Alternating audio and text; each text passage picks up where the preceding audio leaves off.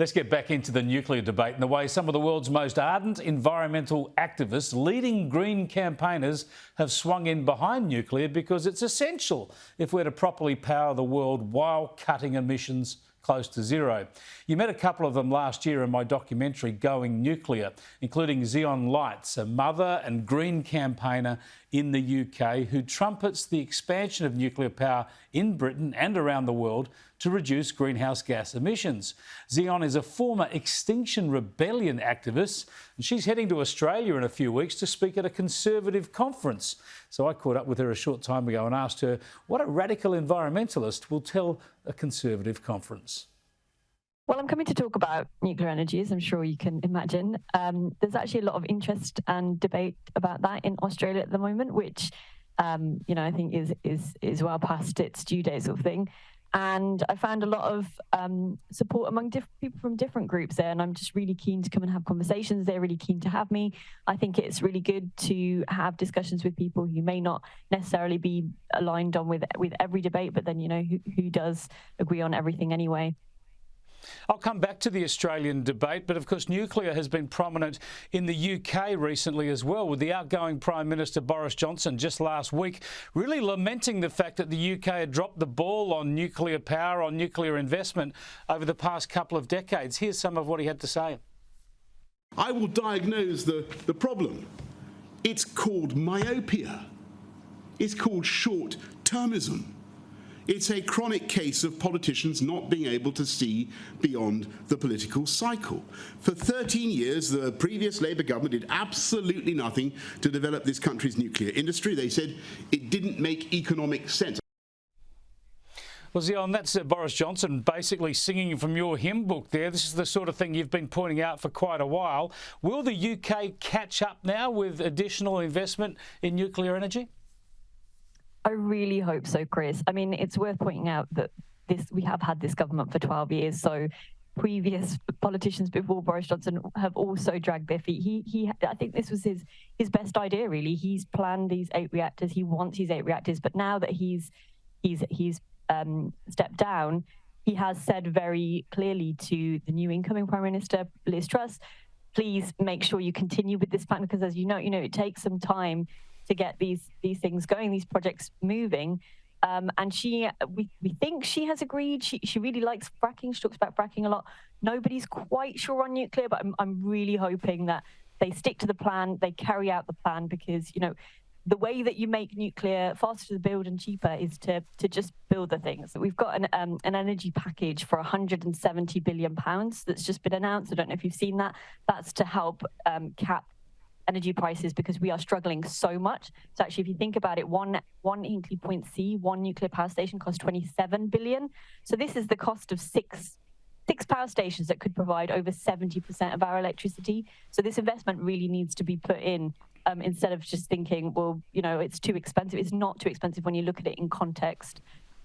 Yeah, those sums absolutely demonstrate the point, and no wonder the rest of Europe and other countries around the world are looking afresh at nuclear now. They're dealing with an energy crisis. People will lose their lives over the coming winter because of a lack of energy. So you've got Germany looking to extend the life of some of its nuclear reactors. France is going to expand its nuclear program even further.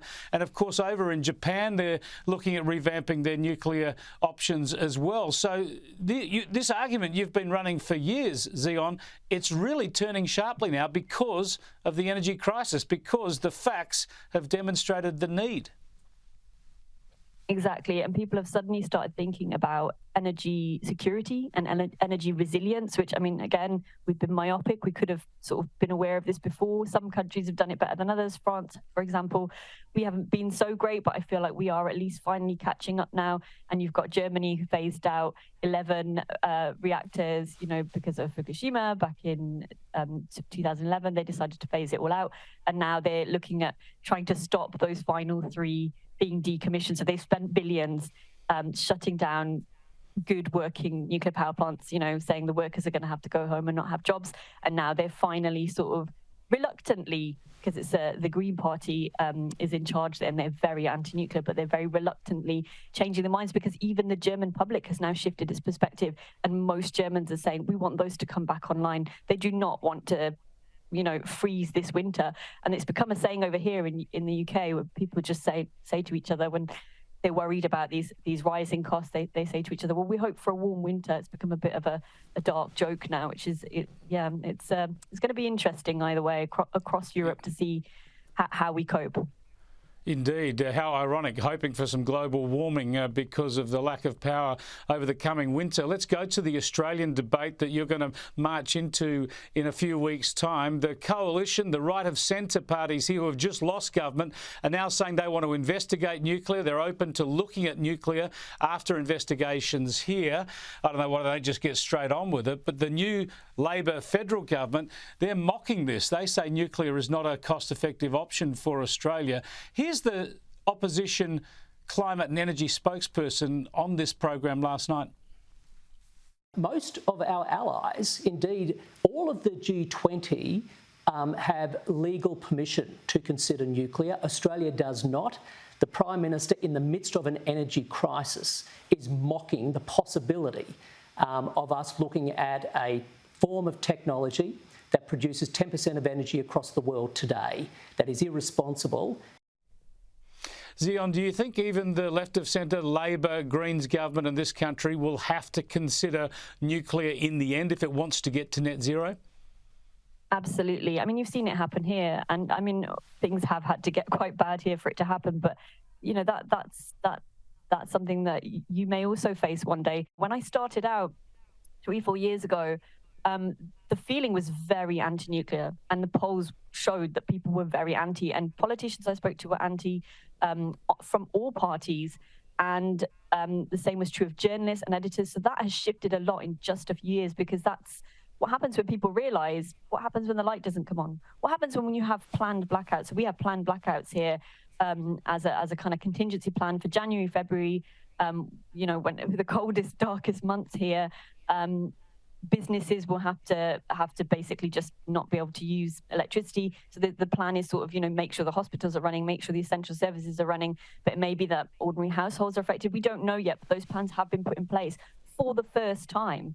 So, you know, please don't get complacent and think you're fine, because you don't really know what might happen in the future with, you know, these precarious times with supply chains, and even, you know, getting materials at the source. You don't have this problem. You have a lot of uranium, you have a lot of space, you have a lot of workers, because you have the coal industry. So you have a lot of these engineers and builders already, which is something that we're struggling with. We have a bit of a deficit here of those, because we don't have an existing industry from them to come from. So actually, you're really well placed to have quite strong energy resilience, and frankly, to show us how it's done when we're cold this winter.